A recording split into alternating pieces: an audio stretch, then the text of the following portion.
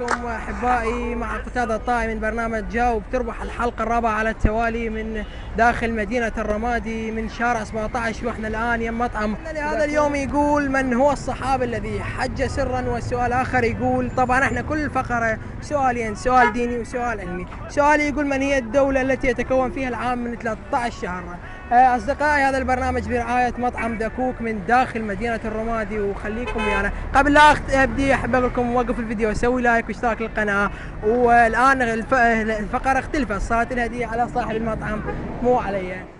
هذه الحلقة برعاية مطعم دكوك، العنوان الرمادي شارع 17.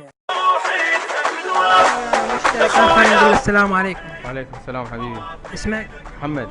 على راسي، اهلا وسهلا بك ببرنامج جاوب تربح مع قتادة الطائي. راح نستريح عادي؟ عادي نستريح. سؤالنا لهذا اليوم يقول من هو الصحابي الذي حج سرا؟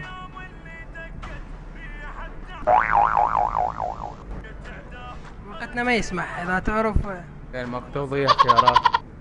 راح نغير لك السؤال.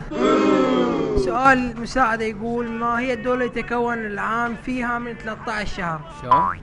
دولة يتكون فيها العام السنة من 13 شهر. اسباني. الماني. شكرا لمشاركتك، ونروح نشوف مشترك اخر وخليكم ويانا. كوك من شارع 17. حبيبي ولو انت تشتغل هنا. السؤال هذا اليوم يقول من هو الصحابي الذي حج سرا؟ هو الصحابي الذي لقب بسيد القراء. ترى مو موجود هنا. ما اعرف.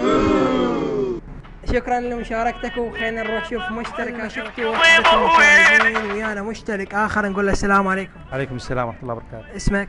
نجدة أحمد. نجدة. احنا نقعد هنا انا اسالك سؤال وياك برنامج جاوب تربح. تفضل. مطعم دكوك من داخل مدينة الرمادي. سؤالنا لهذا اليوم يقول من هو الصحابي الذي حج سرا؟ من هو الصحابي؟ الذي حج سرا، وشوي انتبه على الكلام. والله ما أعرف يعني. نسوي لك مساعدة، نغير لك سؤال يقول ما هي الدولة يتكون فيها العام من 13 شهر؟ ما هي الدولة التي يتكون فيها العام من 13 شهر؟ 13 شهر؟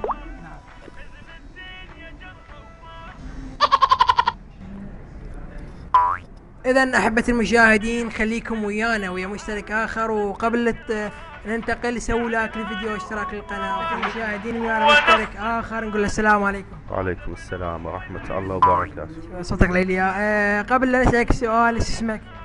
أبو ليث. أبو ليث على راسي. وين تشتغل أستاذ؟ صباغ برمادي. على راسي. وياك برنامج جاوب تربح، أهلا وسهلا بيك بالبرنامج. سؤالنا لهذا اللي يقول من هو الصحابي الذي حج سرا؟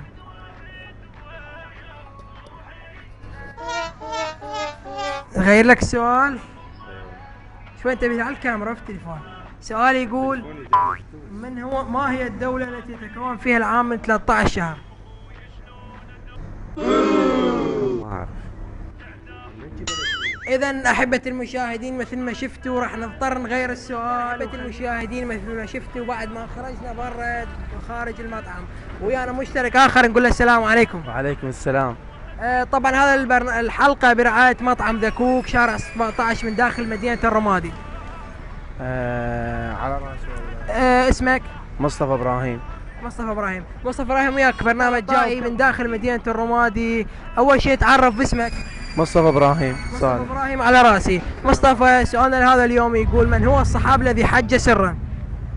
ما أعرف. إذا حبيبي المشاهدين بعد ما حد عرفه راح نضطر نغير السؤال إلى سؤال آخر يقول ما هي الدولة التي تتكون فيها العام من 13 شهر؟ نعم. ثيوبير. نعم. ثيوبير. مين رد لك إياه؟ صحيح. طبعا هذا المطعم هذه الحلقة برعاية مطعم دكوك. والآن تستلم الجائزة هدية بيتزا من المطعم برعايتهم هذه الحلقة.